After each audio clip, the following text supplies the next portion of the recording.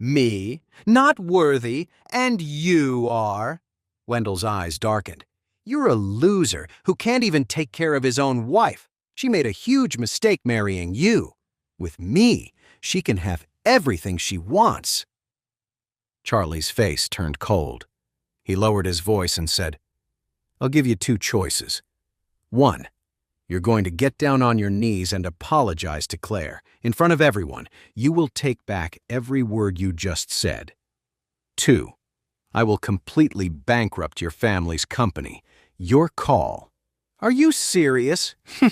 Who the hell do you think you are? You're going to bankrupt my company?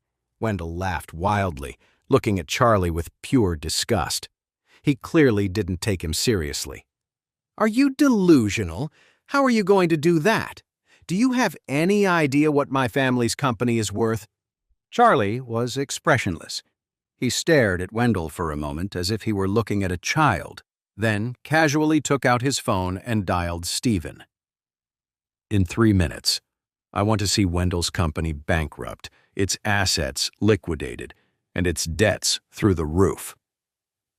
Making a multi-billion-dollar company go bankrupt in 3 minutes? It was a total fantasy. Wendell stared at Charlie with a sneer. Damn, you really think you're something? Think you're some kind of superhero? Then Wendell said coldly, Loser, stop pretending. I'll give you 2 choices, too. 1, you kneel down and apologize to me, then divorce Claire immediately. 2, I'll get a few guys to wipe you off the face of the earth. Then you can watch me and Claire be all lovey-dovey.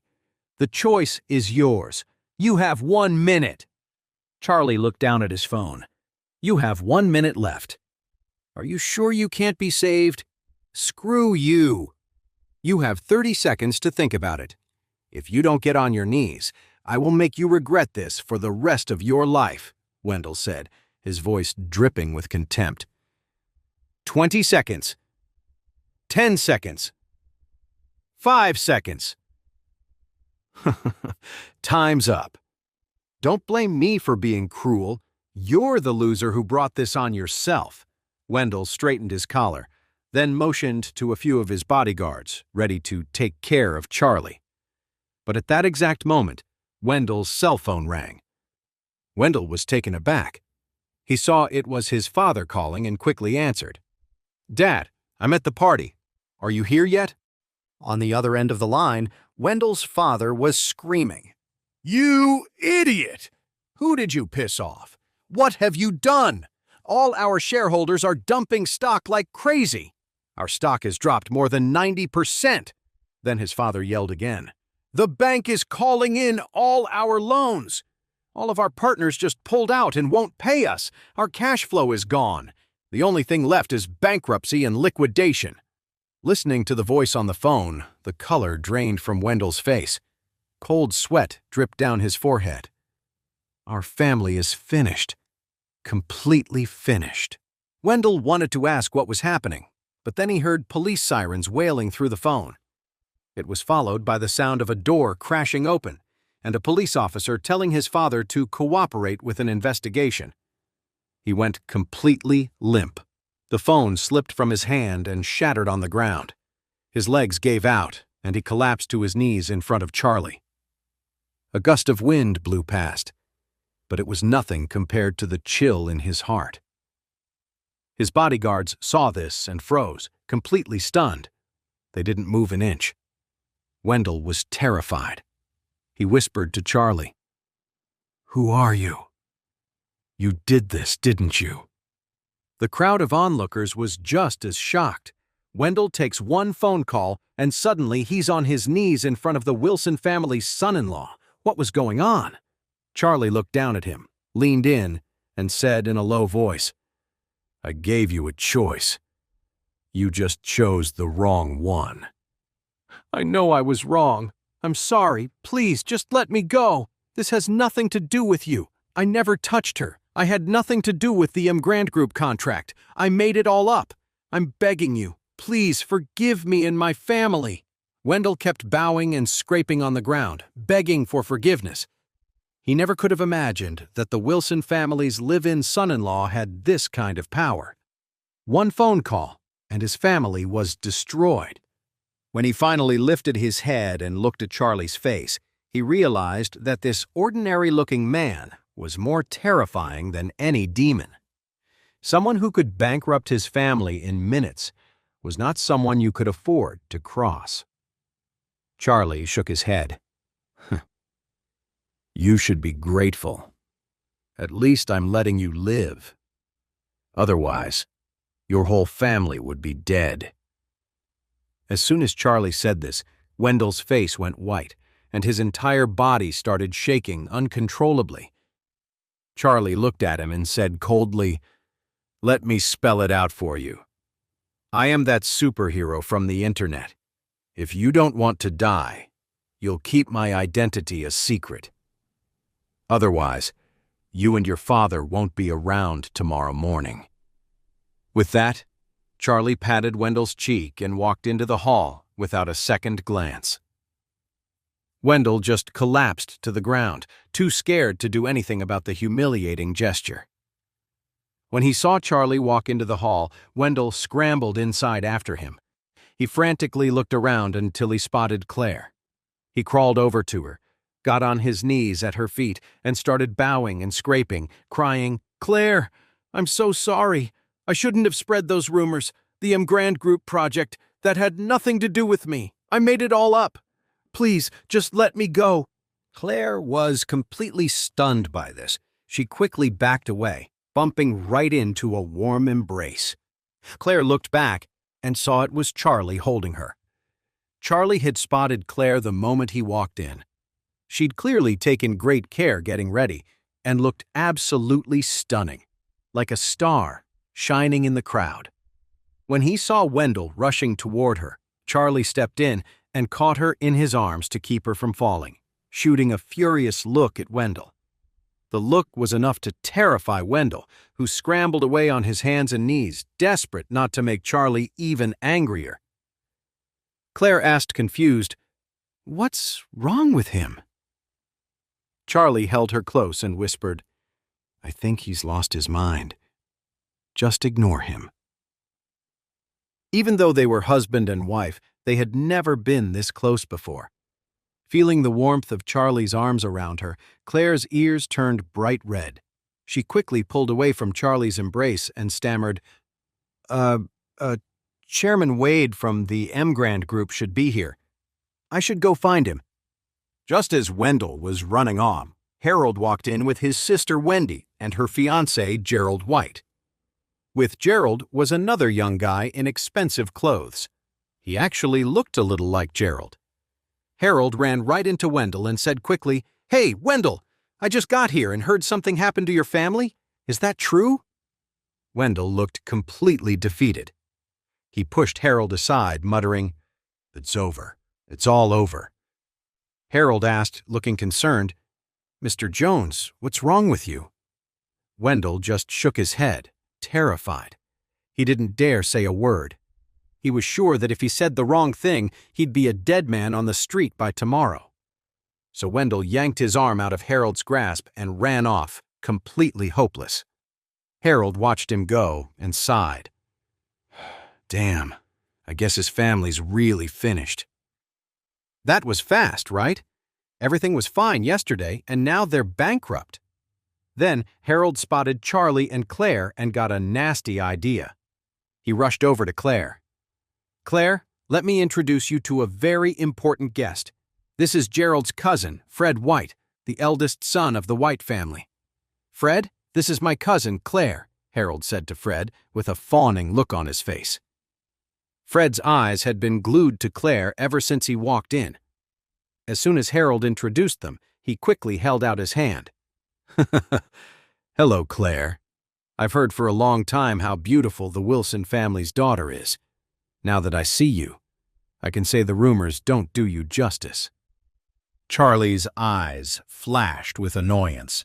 His wife was beautiful, and it was getting really old dealing with all the flies buzzing around her, one after another. So Charlie stepped in, shook Fred's hand first, and said coldly, "Hello. I'm Claire's husband. You? Fred looked Charlie up and down with obvious disgust. He pulled his hand back quickly and said with a sneer, I didn't realize Claire was married. What a waste. Like a beautiful flower planted in a pile of cow crap. Wendy quickly jumped in. Fred, this loser is just a live-in son-in-law for our family. He doesn't have a job or any skills. Then she gave Fred a deliberate wink and added, Fred, once I marry Gerald, we'll all be family. We should definitely see more of each other. Fred knew exactly what she was getting at. She was giving him the green light to go after Claire. He smiled and said, Miss Claire is as beautiful as an angel. I would love nothing more than to get to know her better. Just then, Charlie saw his mother-in-law, Elaine, and his father-in-law, Jacob, walking over. Elaine rushed right up to Claire and said, Claire, have you heard? The Jones family is bankrupt. What? Claire asked, shocked. When did that happen? Just now, Elaine sighs. I was hoping you'd eventually divorce Charlie and get with Wendell, but I guess that's out the window now. Charlie was completely exasperated. Was his mother-in-law really this clueless? Didn't she have any idea who she was really dealing with when it came to her son-in-law? When Fred saw Elaine, he rushed over and introduced himself. You must be Claire's mother, right? I'm Gerald's cousin, Fred. You're so beautiful, it's no wonder you have such a gorgeous daughter like Claire. When Elaine heard that Fred was not only Gerald's cousin, but also the eldest son of the wealthy White family, her eyes lit up. She said enthusiastically, Yes, I'm Claire's mother. Are you and Claire friends? Fred nodded and smiled. You could say that. We only just met today, actually. Elaine was overjoyed. She nodded quickly and said, Well, let's all find a place to sit. Don't just stand there. Mr. White, you young people should definitely get to know each other better. Mom, Claire exclaimed, cutting her mother off before she could say anything else. Elaine opened her mouth to say more, but Claire touched her arm and motioned toward the stage, reminding her to pay attention. Just then, Mrs. Wilson stepped into the spotlight. She looked around the room, beaming, then stood at the microphone and smiled. First of all, on behalf of the Wilson family, I'd like to welcome all of our dear friends and partners to our banquet tonight. Next, please join me in welcoming the Vice Chairman of the Emgrand Group, Miss Doris Young. The spotlight instantly swung over, illuminating a woman in the front row. Dressed in a black evening gown, her perfect figure was on full display. Under the lights, she was as dazzling as a fairy, and every man in the room couldn't help to stare. The Vice Chairman of the Emgrand Group. An incredible beauty! Either one of those titles alone was enough to capture everyone's attention. Doris stood and gave a polite nod to the crowd. When her eyes found Charlie, they lingered for a moment before she looked away. Mrs. Wilson continued her speech. Today, I want to give a special thanks to the Emgrand Group for entrusting such an important project to the Wilson family. I promise, the Wilson family will give it our all to live up to the trust Emgrand has placed in us.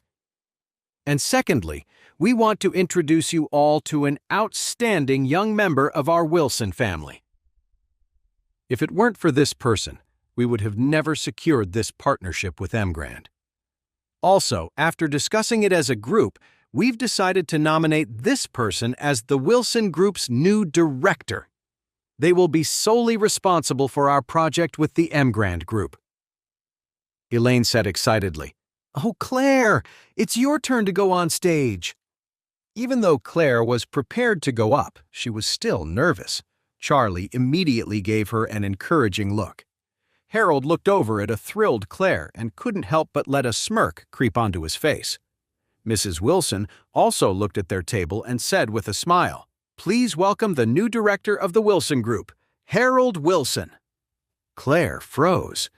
She looked to the side in disbelief, only to see Harold proudly walking up to the stage. Charlie's eyes went cold. What a classic bait and switch! After using Claire, the Wilson family just threw her aside without a single thought for her feelings.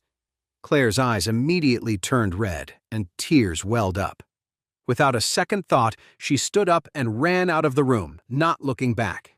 She had been so happy when she arrived, and now she was completely devastated. Charlie watched her go, his face growing even colder.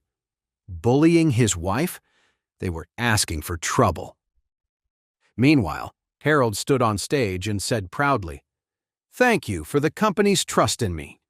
I will definitely work hard as director, and I will absolutely complete the project the Grand Group has given us." Mrs. Wilson nodded, satisfied. She took the microphone back and said, "There is one more important announcement for this banquet. We are fortunate to have with us tonight the new chairman of the Grand Group. Please give your warmest applause and welcome Chairman Wade." The room erupted in thunderous applause. Every guest here tonight came to see the new chairman of the Grand Group. Everyone was dying to get a look at him. People were whispering among themselves, trying to guess who would stand up. Someone even said, "I bet the mysterious chairman of the Grand Group is the same person as that mystery hero who went viral online from that thing at Rare Earth. I think that's totally possible." The silhouette of that hero didn't look like anyone from around Orus Hill. Oh my God. If that's true, then the chairman of the Grand Group is the most powerful and richest person in all of Orus Hill, isn't he? I can't wait to see who it really is. Amid the wild applause, as everyone stared with anticipation, Charlie slowly stood up, a cold expression on his face.